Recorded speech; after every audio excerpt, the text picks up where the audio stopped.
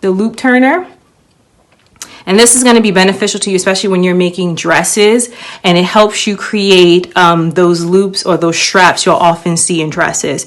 And what I did is I just have like a standard piece of broadcloth cotton that I use.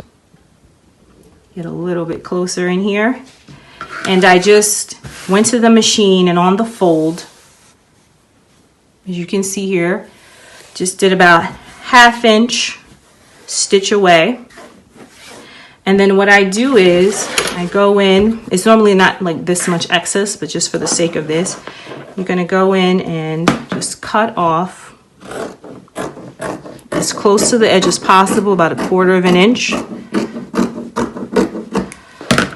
So now you have that, and you can already see how it sort of looks like the loop. Then you're going to take the top edge of it, and there's this hook here that's going to be very important, and this is where you're going to use your thumb here to just kind of handle it, and you're going to slip it right through all the way to the top, and then you're going to secure it by going in there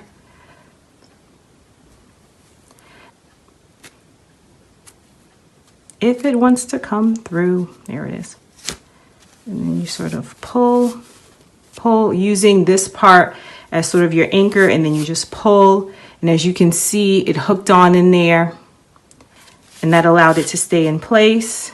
I got a good handle on this. I'm going to unhook it. There you go. And you have your loop, or strap rather. And there it is. You press it, and like I said, it can be used for a variety of things. Sometimes you can use it as hooks when you're creating a corset or a lace-up back.